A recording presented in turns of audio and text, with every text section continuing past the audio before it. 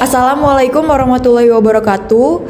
Yang terhormat Bu Syifa selaku dosen pengampu mata kuliah pemecahan masalah dan pengambilan keputusan. Perkenalkan kami dari kelompok 4 dengan saya Faraza Sika. Saya Siti Rifana. Saya Gita Aulia Mawardi. Saya Kaldeiva Damayanti. Oke, pada kesempatan kali ini kami akan mempresentasikan terkait infografis yang sudah kami rancang dan buat mengenai pengambilan keputusan menggunakan metode AHP dan juga metode simplex yang akan dilanjutkan oleh rekan saya. Pertama-tama saya akan menjelaskan tentang metode AHP atau analitik hierarki proses. Nah, jurnal yang kami ambil atau studi kasus yang kami ambil yaitu dari judulnya adalah analisis pemilihan media promosi UMKM untuk meningkatkan volume penjualan dengan metode AHP yang ditulis oleh Subianto, Musli, Andrawati, dan Swalaganata. Pertama-tama saya akan menjelaskan tentang AHP. AHP menurut Thomas L. Satis 1980 adalah metode pengambilan keputusan yang digunakan untuk menyelesaikan permasalahan kompleks dengan cara menyusunnya ke dalam suatu struktur hierarki yang terdiri dari tujuan, kriteria, dan alternatif. Masuk kepada permasalahan pada jurnal di sini yaitu ada 5. Yang pertama, jumlah UMKM terus meningkat. Maksudnya adalah banyaknya UMKM baru membuat persaingan semakin ketat, sehingga pelaku usaha harus pintar memilih strategi promosi. Dan yang kedua, yaitu penjualan tidak otomatis meningkat. Maksudnya di sini yaitu walaupun produk terus diproduksi tanpa promosi yang tepat, produk ini sulit terjual dan tidak memberikan keuntungan maksimal. Yang ketiga yaitu terlalu banyak pilihan media promosi. UMKM memiliki banyak alternatif, mulai dari media sosial, media cetak, televisi, mesin pencarian, sampai kolaborasi produk. Namun, tidak semua cocok untuk setiap UMKM. Dan yang keempat, yaitu ada keputusan promosi masih subjektif. Sebagian besar UMKM memiliki media promosi berdasarkan kebiasaan, perasaan, atau bahkan ikut-ikutan tren, bukan berdasarkan analisis yang terstruktur. Gitu. Kemudian yang terakhir yaitu tidak ada alat bantu pengambilan keputusan. UMKM belum memiliki metode sistematis untuk menentukan media promosi terbaik yang efektif, efisiensi biaya, dan sesuai target pasar. Nah, dari tahapan metode AHP ini memiliki 4 proses, yaitu yang pertama ada decomposition, yang kedua ada comparative judgment, yang ketiga ada synthesis of priority, yang keempat ada konsistensi. Yang pertama yaitu decomposition, maksudnya adalah di mana masalah dipecah menjadi suatu hierarki, mulai dari tujuan, kriteria, sampai alternatif. Dan yang kedua yaitu ada comparative judgment, di mana kita harus membandingkan setiap elemen secara berpasangan menggunakan skala Satie 1 sampai 9 untuk menilai tingkat kepentingan relatif. Dan yang ketiga yaitu ada synthesis of priority, di mana kita harus menjumlahkan nilai setiap kolom matriks, kemudian menormalisasi matriks, dan menghitung bobot prioritas dengan rata-rata tiap baris. Yang keempat yaitu ada konsistensi, di mana kita harus menghitung CI dengan CR, dan keputusannya yaitu jika CR lebih dari 0,10 maka data dikatakan konsisten dan valid. Mungkin cukup sekian.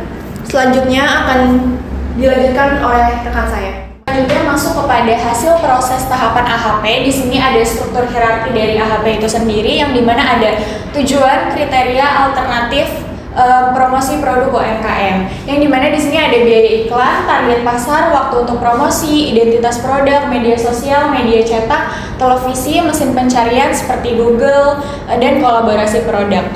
Selanjutnya masuk ke bobot kepentingan kriteria. Di sini ada 4 kriteria, yang dimana dimana di sini target pasar itu sangat tinggi presentasenya, yaitu ada di 38%, lalu identitas produk 36%, biaya iklan 14%, dan waktu promosi 12%. Masuk ke hasil penelitian alternatif, di sini peringkat 1 tetap di media sosial dengan skor 0,276, yang kedua kolaborasi produk 0,267, yang ketiga mesin pencarian 0,206, yang keempat televisi 0,141, dan yang terakhir di media cetak yaitu 0,109. Lalu masuk kepada kesimpulan dari metode AHP ini menunjukkan bahwa media sosial merupakan media promosi paling efektif bagi UMKM karena memiliki nilai prioritas tertinggi, sehingga disarankan UMKM memfokuskan strategi promosi pada platform media sosial seperti WhatsApp bisnis, Instagram, Facebook, dan juga YouTube untuk meningkatkan volume penjualan. Selanjutnya akan dijelaskan oleh rekan saya. Ke dalam metode yang kedua, yaitu metode simplex. Jadi di sini kita mengambil contoh dari studi kasus jurnalnya Salsabila Daryani sama Syaharani Sunggu yang berjudul Optimasi Keuntungan Produksi UMKM Keripik Pisang menggunakan linear programming, metode simplex, dan software POM dan QM. Masuk ke dalam pengertian dari linear programming. Jadi menurut Harry Purnomo 2004, linear programming adalah metode kuantitatif berbasis model matematis untuk mengoptimalkan alokasi sumber daya terbatas, lalu baik untuk memaksimalkan keuntungan maupun meminimalkan biaya. Selanjutnya ALP terdiri dari variabel keputusan, fungsi tujuan, dan kendala yang disusun secara linear, sehingga banyak digunakan dalam manajemen dan bisnis untuk mendukung pengambilan keputusan yang efisien. Lalu di sini ada permasalahannya.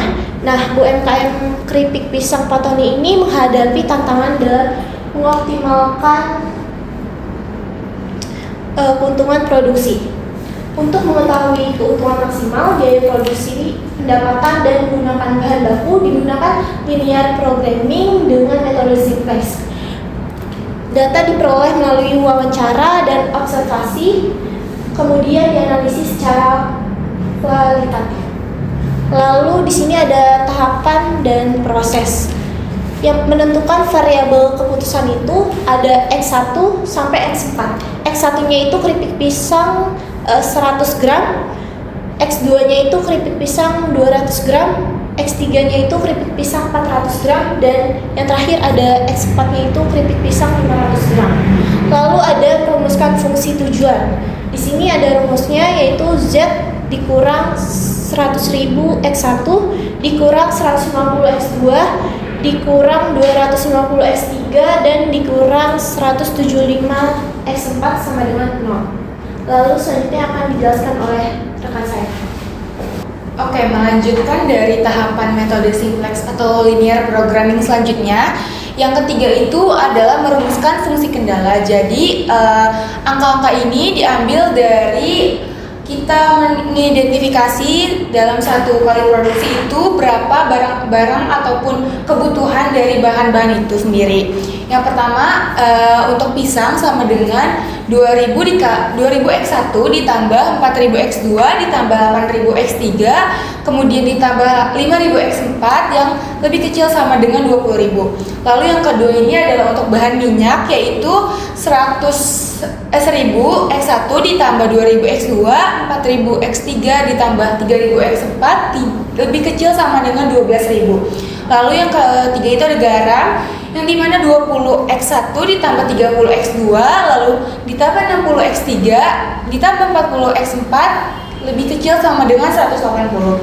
Lalu untuk bumbu itu sendiri ada 25 X1 ditambah 35 X2 ditambah 65 X3 dan juga ditambah 45 X4 lebih kecil daripada 300. Lalu yang selanjutnya itu adalah bahan campur siri, di mana 3X1 dikali 6X2 ditambah 12X3 ditambah 8X4 lebih kecil sama dengan 35. Lalu untuk Tahapan selanjutnya ini adalah menentukan variabel pembatas atau variabel slack-nya itu di dalam jurnal tersebut menggunakan variabel S1, S2, S3, S4 hingga S5.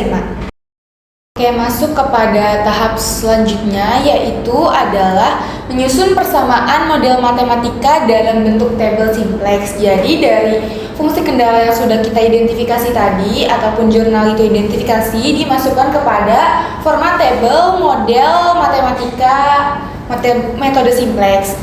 Dapat terlihat bahwa ada baris Z, S1, S2, S3, S4 hingga S5 dengan masing-masing kolom X1 hingga variabel slack-nya itu S5. Jadi untuk selanjutnya adalah kita dapat menentukan kolom kunci daripada tabel tersebut, yang dimana kolom kunci dari tabel tersebut itu diambil berdasarkan nilai koefisien atau konstanta negatif yang paling besar, sehingga dapat diidentifikasi kolom kunci pada tabel ini adalah X3. Lalu selanjutnya itu menentukan baris kunci daripada tabel ini adalah dengan membagi antara nilai kanan dengan angka kunci, yaitu maksudnya adalah membagi nilai kanan dengan angka dari setiap kolom kunci yang dapat diidentifikasi indeksnya, sehingga baris kunci adalah S1. Lalu untuk angka kunci itu sendiri diambil dari perpotongan antara baris kunci dan juga kolom kunci. Untuk selanjutnya adalah mengganti variabel keluar dengan variabel masuk, itu sama seperti tabel tadi yang sudah ada baris kunci, kolom kunci hingga angka kuncinya. Lalu untuk selanjutnya ini adalah mengubah nilai-nilai baris kunci, yang dimana semua baris ataupun semua variabel ini akan kita ubah nilainya dengan rumus adalah baris baru sama dengan baris lama dikurang nilai kolom kunci dan juga dikali dengan nilai kolom baris baru, yang dimana dalam contoh ini adalah nilai baris barunya adalah 0,25, 0,51, 0,63, 000 hingga 2,5, yang dimana daripada pembagian minus 250.000 dibagi 0,25 hasilnya berapa, nanti akan minus 100.000 dikurang dari hasil ini sehingga menghasilkan hasil minus 37.500. Begitupun dengan setiap kolomnya dengan cara seperti itu. Lalu dapat disimpulkan ketika semua baris atau variabel itu sudah dihitung akan menghasilkan tabel iterasi pertama, yaitu adalah sebagai berikut, yang dimana masih terdapat nilai negatif dalam tabel tersebut. Jadi berdasarkan hasil penelitian atau jurnal itu, tabel iterasi itu dapat dilakukan hingga ketiga kali, dikarenakan pada tabel iterasi kedua masih menghasilkan nilai yang berupa nilai negatif, dan kemudian untuk nilai iterasi ketiga itu sudah terakhir, merupakan tahapan terakhir yang dimana tidak ada nilai negatif yang dapat dihasilkan. Mungkin masuk kepada kesimpulan daripada metode ini adalah metode penerapan simplex pada UMKM Kredit Pisang Patoni itu menghasilkan kombinasi produk optimal yang memaksimalkan keuntungan sebesar 900.000, yang berfokus pada keripik ukuran 100 gram, 200 gram, 400 gram hingga 500 gram. Jadi untuk fokusnya ini adalah 100 gram dan juga 200 gram. Dan metode ini efektif untuk mendukung pengambilan keputusan secara konsisten untuk produksi sesuai dengan keterbatasan sumber daya yang ada. Sekian presentasi dari kelompok kami, kurang lebihnya mohon maaf. Wassalamualaikum warahmatullahi wabarakatuh.